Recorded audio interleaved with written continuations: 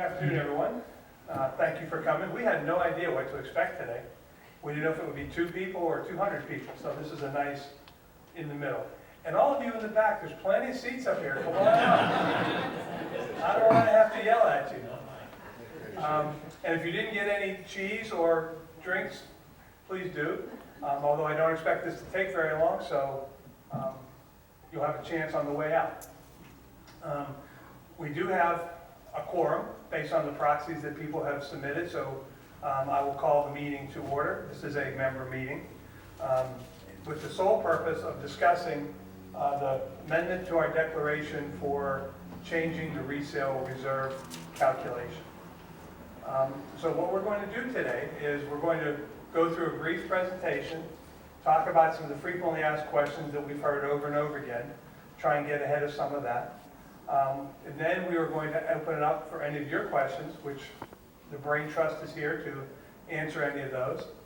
And then once that's all satisfied, then we will adjourn the meeting to reconvene in 90 days on June 15th. And the reason why we're doing that is today is the actual beginning of the process for the voting for this change.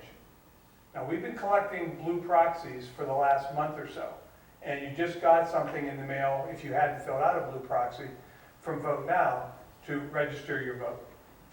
But the official start of the process, the meeting that those proxies were targeted towards, is today. So those proxies are in effect for 90 days from today. So 90 days from today is roughly June 15th. So we will have another meeting on June 15th with the sole purpose of telling you the tally of the vote. So we have 90 days now to collect proxies and to see how the members feel about this change. Okay. So before I get into the actual slides, let me just take 2 seconds and talk about what it is we're doing. Some of this you may have already heard if you've been to one of the neighborhood meetings, so I apologize if we're being a little redundant, but it's better to be redundant than to miss somebody, because in this process, truly every vote counts. Built into our master declaration, which is sort of the constitution of Stonebridge. It's the governing document on which everything else runs. There's a calculation for a resale fee. And what this is that every closing, the buyer of a property pays a fee to Stonebridge as part of their closing costs. And we use that, it's a reserve, it goes into a reserve account, and we use that to buy new amenities. The furniture out on the patio was purchased for that.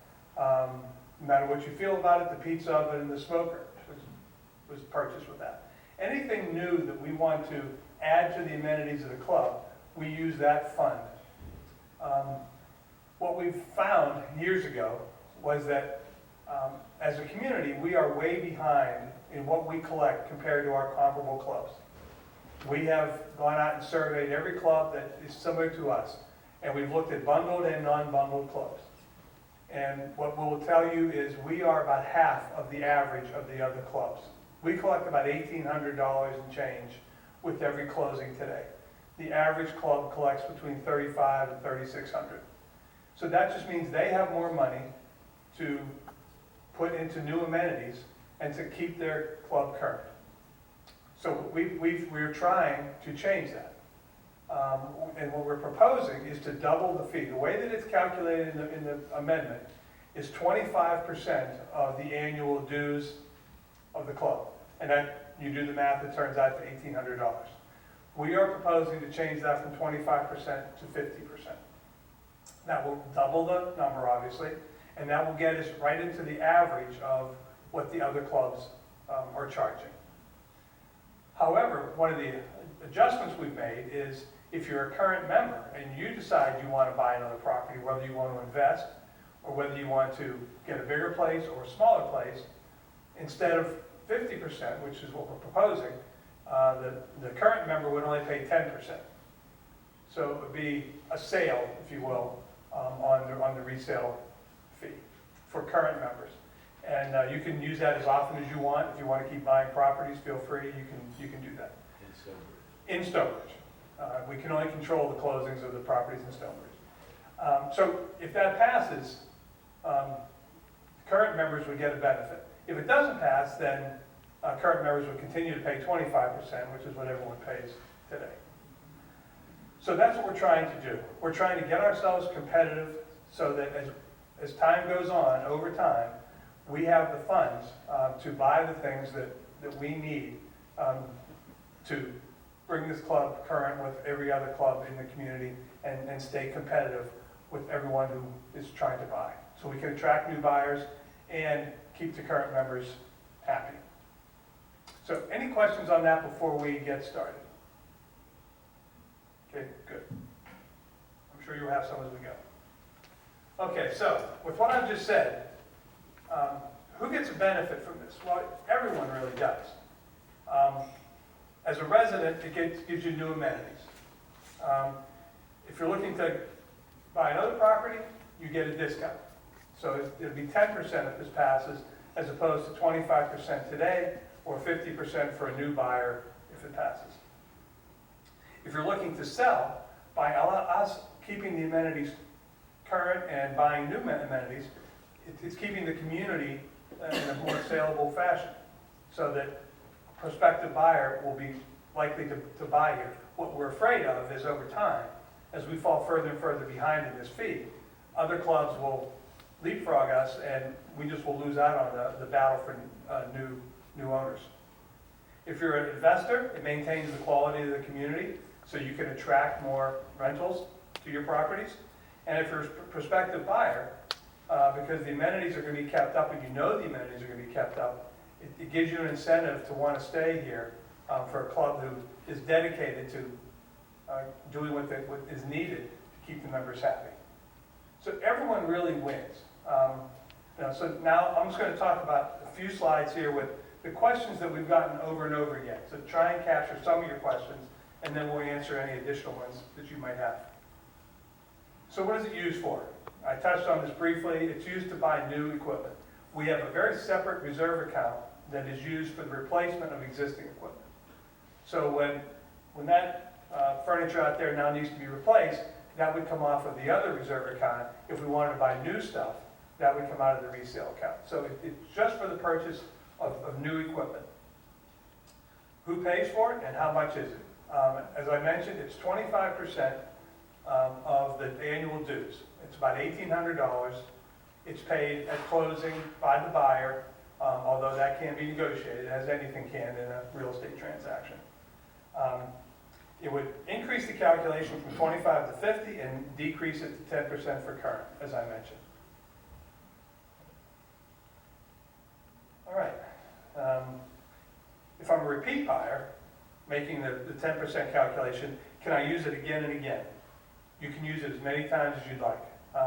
In the last, we tried to do this about 4 years ago, and it failed by 10 votes, unfortunately. And at that time, we only had a one-time exclusion for the current members. So we decided this time to make it unlimited. Because many people in here, as we all know, have multiple times they've moved from one place to another. So this is unlimited. And this is a fee paid at closing. So it's part of the 5 pages of closing cost data you get when you go through a real estate transaction. This is one of the line items that comes from Stonebridge. Won't it become a bargaining item when you get into the resale fee? Not likely. As I said, anything is negotiable in a real estate transaction, but we have talked to many real estate agents and taken this proposal by them, and they will have all told us unanimously that this is such, in the relative scheme of things, this is such a small amount that no one pays any attention to it. Or if they do, they just know it's a cost of business. If you buy here, or you buy Vanderbilt, or you buy Vasari, you're going to pay the same thing. And if you buy Vanderbilt Vasari today, you pay twice what you get here. So it's not likely that this is going to become a negotiating item. There's a lot more things that buyers are worried about. They're primarily worried about the annual dues. They want to know how much their ongoing cost is going to be, because that's what they're going to have to write a check for every year. They don't focus on the resale fee as part of this.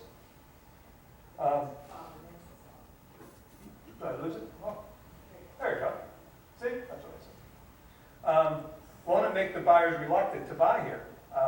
No, because when they look at any other community, they're going to pay the same here as they are at other clubs. And in many cases, they're still going to be less here. This will, as I said, this will take us to 3,500, 3,600. We have found clubs down here that are $5,000 for a closing. So we're not going to that level, but we're going to get to the average of where everyone else is. So we do not think that this is going to disadvantage at all. Okay, what other clubs do we compare to? We looked at a vast number of them. You can see some of the names here. We looked at a lot of bundled clubs, since that's really our closest competitors. You know, things like Copperleaf, Forest Glen, Vanderbilt, Vasari. We also looked at non-bundled to see what they were charging, and most of them, not surprisingly, were a little higher. But the average of these clubs is what we were quoting earlier today. Why is the resale fee so important? Don't we have enough amenities? Surprisingly, I hear this more often than I would have expected. I hear a lot of people who tell us that we love the club. You don't have to do anything else to it. We're going to be happy here for the rest of our lives. And the problem is the world is not static. There are always new buyers coming in here. They love what we have today, but we need to make sure that new buyers 2, 3, 4 years from now love what we have then. And if we don't stay competitive with our fellow clubs, that's not going to be the case. So it is important to continue to buy amenities and to continue to keep ourselves current with other clubs. If the resale fee is used to purchase new capital items, won't they be added to our schedule for replacement? And yes, that is true. So in my example from before, hey, thank you. You guys are good.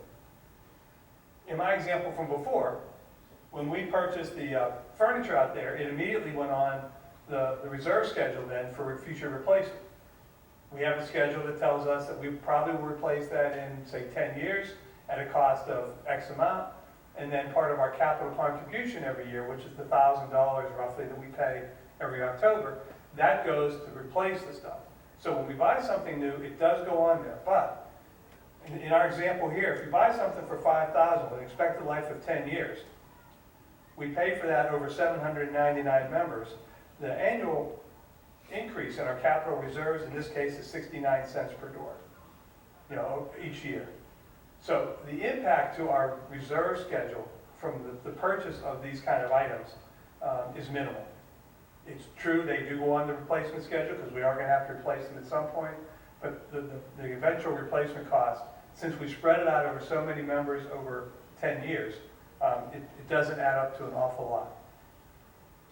Are there other benefits? When you're facing damage assessments, this is one way to get amenities without having an assessment that against each of the members. The way that we're looking at this is the new buyers are paying forward when they come into the community. So they're putting money into the community that we can then use to make it a better place for them and a better place for the next round of new buyers that come through. How can the resale fee be changed? Oh, change it. As I mentioned earlier, since this is contained in our governing document, the only way to change the master declaration is to get approval of 67% of the Stonebridge members. And that's 536 members have to say yes to approve this. That's the process that we're beginning today. We started collecting some proxies ahead of schedule, but the official start of the process is today, and it will go for the next 90 days as we try to see how the members feel on this. If it's approved, how can the resale fee be changed in the future? You know, one of the things that we worry about is, even if this passes 10 years from now, we're going to find ourselves in the same position where we're half of the other clubs again. And because all we're doing is changing the declaration without any change in the calculation of how it's changed, we're going to have to go through this process again if we have to do that. So this cannot be changed outside of a member vote. It's the only way it can be changed. So if we find ourselves in that position 10 years from now, we will have to do the same thing again. What happens if I don't vote?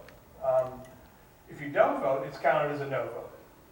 You know, as you would expect, there's nothing in the Florida law that allows us to presume a yes vote from someone who doesn't vote. So if you don't fill out a proxy and vote yes, it's counted as a no vote. So we really have to get 536 affirmative proxies to make this happen. The other question we get a lot from various communities in here is, why is it based on the annual dues and assessments rather than the sale price? Why isn't a percentage of the sale price so that instead of everyone paying $1,800 or $3,500, $3,600 in the proposal, why not have the Manchester folks pay a lot more and have the Carrington folks pay a lot less based on the value of their property? And the answer to that is really how we're incorporated. It's in our governing documents. We're a bundled community. We don't have various levels of membership. Everybody has the exact same right, membership rights, no matter where they live. So that the way that we are incorporated, everyone pays the same dues, everyone pays the same assessments, and so in this case, everyone pays the same resale fee. Because of the way we're incorporated, that is the way that it is done.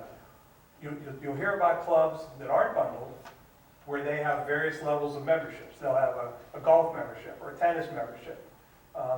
We obviously don't have that. If you're a member here, you're a member for all the amenities, you get everything. And that's why this is based on the same amount for everyone because of the way we're incorporated. Okay, the other question that we've gotten recently is, who decides what is purchased using this fund? How does that happen? And you can see here a list of all the folks who have input into this. It's actually part of the budget process that we go through as a community every summer into the fall, where management proposes a budget, it goes through the finance committee, and is eventually approved. Once it's reviewed by the members, it's approved by the board. What happens in the budget process is management will come forward with a list of, say, 10 things they think they need to buy that are new items over the next year. They prioritize that list. And if it's approved as part of the budget process, then as money is available in the resale fee, reserve, then they buy it. We have a provision within our policy that we will never allow this fund to go below $25,000 because we want to make sure we have some level of emergency funds just in case. But we only sell 40 to 45 properties a year at $1,800. It doesn't add up to a lot of money. So every time we buy something, then we start over again and we wait for a bunch of closings until we build up the fund, and then we buy the next thing on the list. And if we get to the end of the year and we've only bought the first 5 off the list, then we have to start over. We have to put a new list together and a new budget and go through it.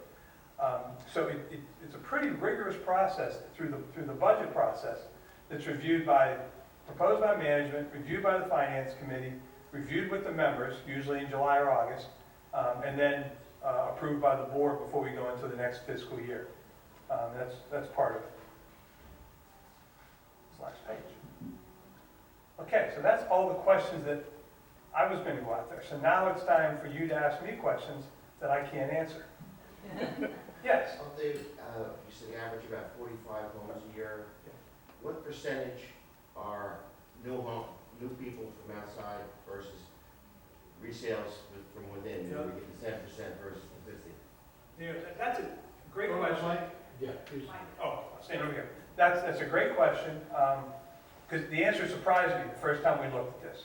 Because we all know people who have moved all over the place. Usually out of the 40 to 45, 6 to 7 are people who are moving within Stonebridge. The rest of them are from outside. It's a smaller number than which allowed us to do this without a huge financial drain on the club. If it was a bigger number, we wouldn't have been able to do this, but it frankly surprised me, but it allowed us to offer a discount to the members. Other questions?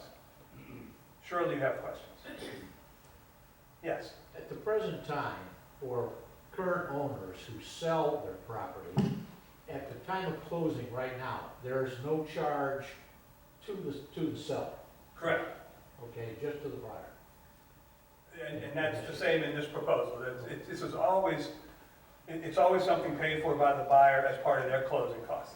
if you're a seller, but you're moving to another Stonebridge, Yeah.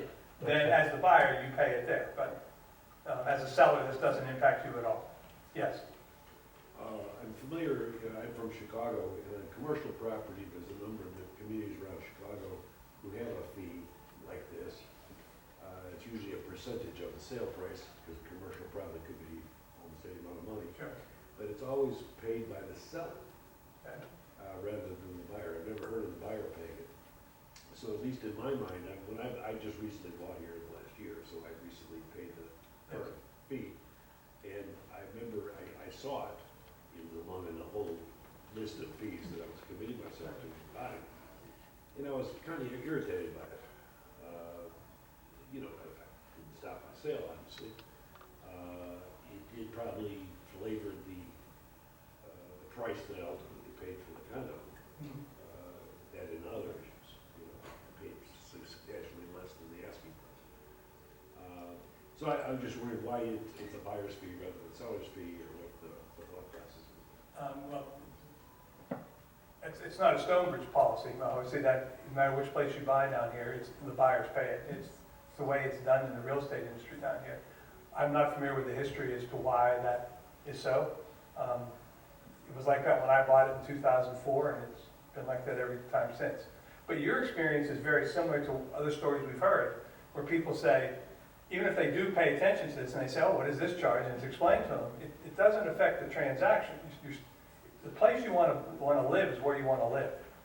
You know, when you're buying, you know, $200,000 to $1 million property,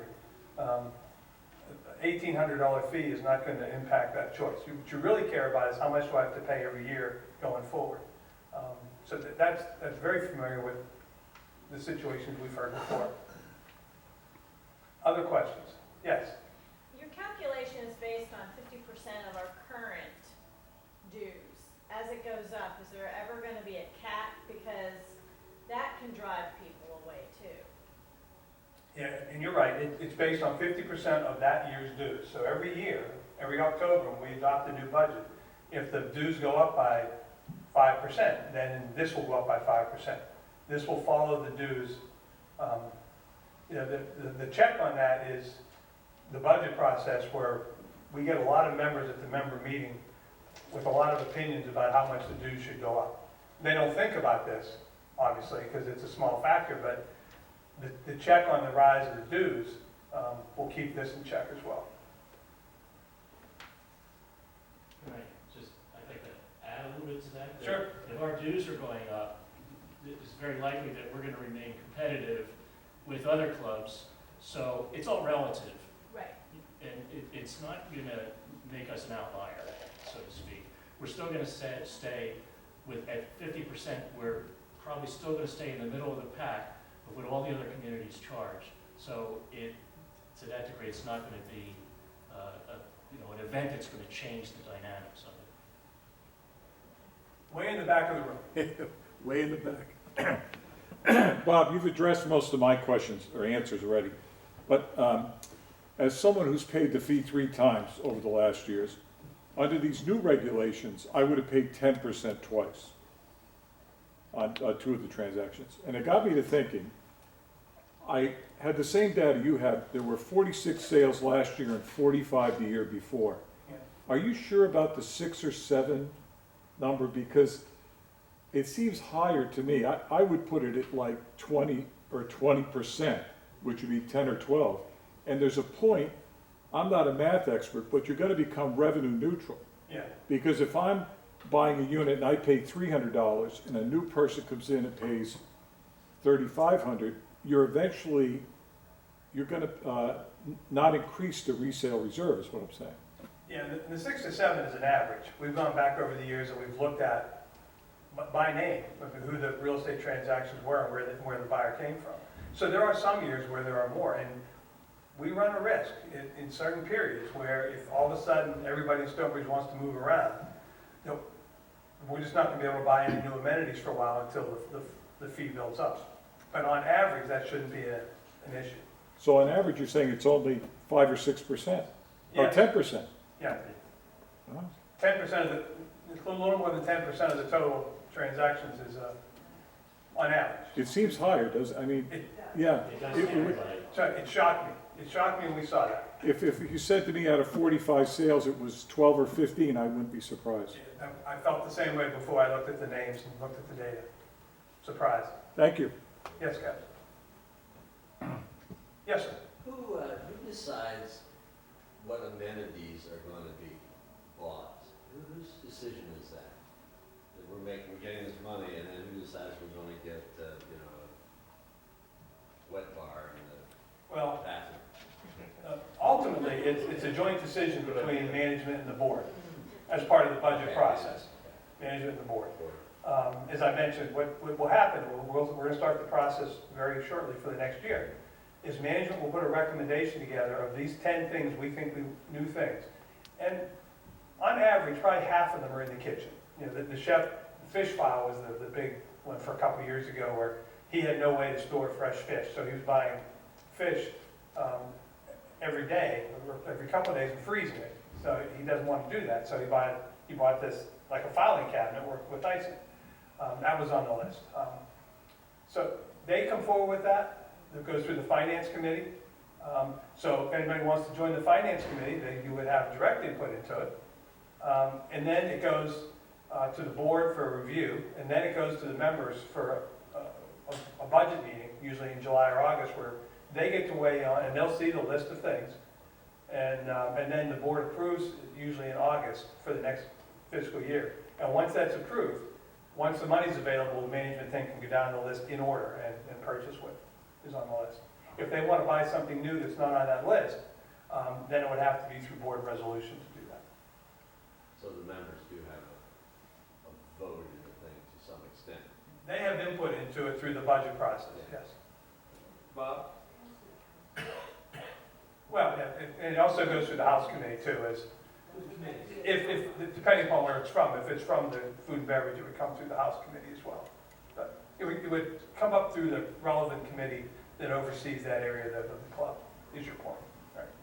Richard? That's what I was pointing to make. Some of these come out of various committees. Yes. Could be the Golf and Green Committee saying we should, get a new something or other for the, A new clock up on the driving range, something like that. which is on the list this year, right? It's like number 9, so the chances of getting to it is very slim. But the members have input through the committees, that's the point. Through the committees, and so I will always plug, join a committee, and you have a lot of input into the community. Yes?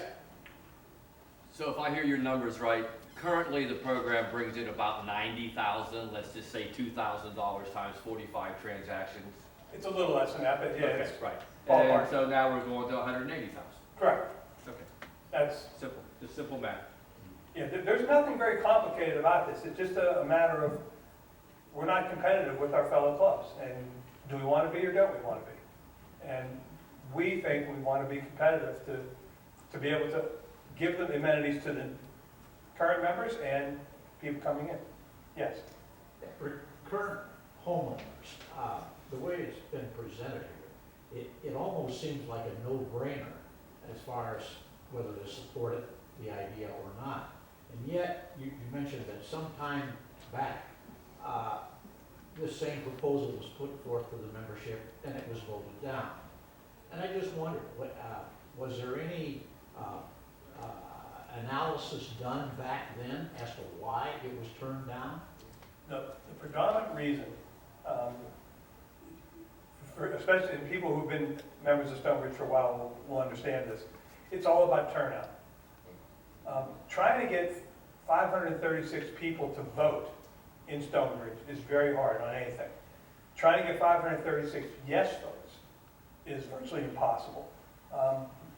Which is why this time, we actually started the process a month ago to start getting ahead of the curve and try and collect the blue proxies. Because we know trying to collect 536 yes votes is just a daunting task. And as I said, last time, the proxies are good for 90 days. So once you get to 90 days, the vote's over. And we came up 10 votes short. We just ran out of time. We just could not get enough people to pay attention to submit.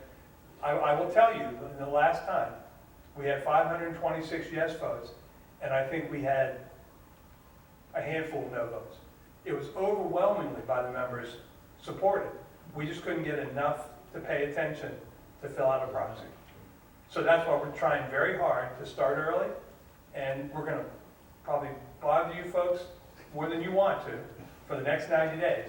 But once you vote, you'll stop getting bothered. Because we're serious. We agree. We think this is a no-brainer. If you're a current member here, why wouldn't you want to do this? To keep your club current, get new amenities, and make sure that when you decide you're going to sell, that you have a community you can be proud of. But it's just a lot of work to get 536. So if you have friends, by all means, encourage them. If you haven't filled out the proxy, please do so. Because it's going to be very hard to get 536 yes votes between now and June 15th. Yes, sir. Two comments. Number one, I'm involved in an association like this in Chicago. I was president of the association for a while. And we had exactly the same situation. A two-thirds vote is what, a two-thirds positive vote Yes. is what it takes. And it's amazingly hard to get it. We actually changed it to a 50%. Well, then you need to explain to me how you got 67% to say yes to a change to 50%. Because we can't figure out how to do that. Because we must have spent 6 months on it. Yeah. Campaigning it, and literally we held, we call them award meetings, but every little cul-de-sac and every little neighborhood, we would get groups of 8 people or so, and basically talk it up, and then follow through. They were all assigned about 8 people to chase down to get votes, and, because, like I say, apathy is an amazing thing, and the way this works is that a non-vote is equivalent to a no. Positive ones are the only ones that count. So, and we made our thresholds with about 2 no votes. I mean, it wasn't that people were against it. Yeah. Just most people stayed. And that's the way this is. We're just trying to get enough people to pay attention is very hard. And 4 years ago, when we tried this, we threw out the idea of changing the threshold from 67%.